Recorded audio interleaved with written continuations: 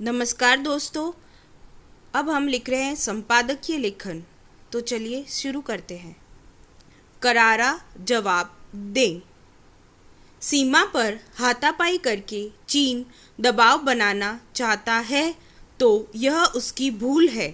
चीन को समझना चाहिए कि अब भारत से करारा जवाब मिल सकता है।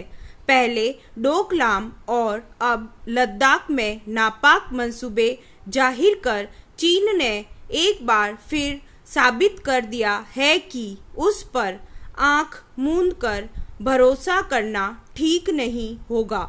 लगभग 6 दशक पहले हिंदी चीनी भाई भाई का नारा तोड़ने वाला चीन बीते 3 साल से फिर भारतीय सीमा के इर्द गिर्द रह कर ऐसी हरकतें कर रहा है जिससे लगता नहीं कि वह हमसे संबंध सुधारने का इच्छुक है। लद्दाख सीमा पर चीन की उठापटक भारत के लिए चेतावनी भी है और चुनौती भी। इसका जवाब देने के लिए भारतीय सेना भी मौके पर पहुंच चुकी है।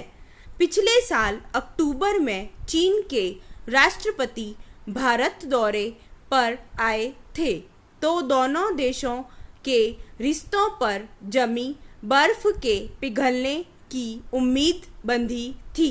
सकारात्मक माहौल में बातचीत की खबरें भी आई थी, लेकिन उसके बाद की उसकी करतूतें कुछ और ही बयां करती है। चीन की ताज़ा कारगुजारी को ताइवान के घटनाक्रम से जोड़कर देखा जा रहा है। पिछले बुधवार को ताइवान की राष्ट्रपति के शपथ ग्रहण समारोह में भारत के 2 सांसदों की उपस्थिति संभवतः चीन को नागवार गुजरी है। ताइवान के मामले में चीन किसी दूसरे देश की दखलंदाजी पसंद नहीं करता। बावजूद इसके भाजपा के 2 सांसद उस समारोह में शामिल हुए जिसमें 41 देशों ने वीडियो कॉन्फ्रेंसिंग के जरिए शिकायत की थी। इसे भारत की ताइवान के प्रति बदली नीति के रूप में देखा जा रहा है। ऐसा करके भारत ने साफ संदेश दे दिया है कि अगर चीन उसके मामलों में हस्तक्षेप करेगा तो भारत भी अपनी नीति बदल सकता है। यह रणनीतिक जवाब तो हमें देना ही होगा। वैसे भी कोरोना संक्रमण की वैश्विक महामारी को लेकर चीन अमेरिका सहित अनेक देशों के निशाने पर है।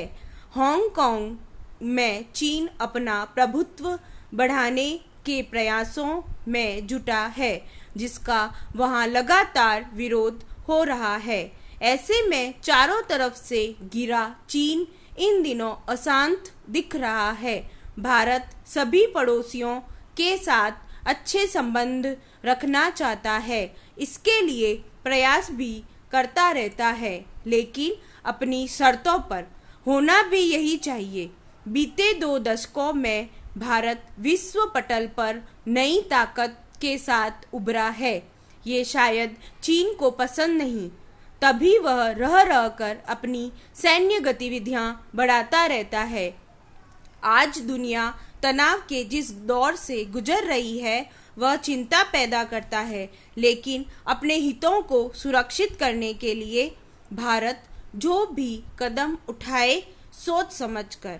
अपनी सीमा में निर्माण का हक हर देश को है। लद्दाख में यदि भारत कोई निर्माण कर रहा है तो चीन को आपत्ति क्यों? उसे क्या डर है? फिर भी कोई आपत्ति है तो बातचीत करे। झड़प की जरूरत क्या है? भारत चीन से बातचीत करे, लेकिन सचेत होकर।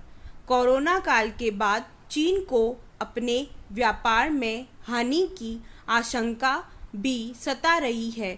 उसे यह भी लगता है कि उसके व्यापारिक नुकसान का कहीं भारत फायदा न उठा ले। लद्दाख में भारतीय सैनिकों के साथ हाथापाई करके यदि वह दबाव बनाना चाहता है तो यह उसकी भूल होगी। भारत ऐसे दबाव में आने वाला नहीं।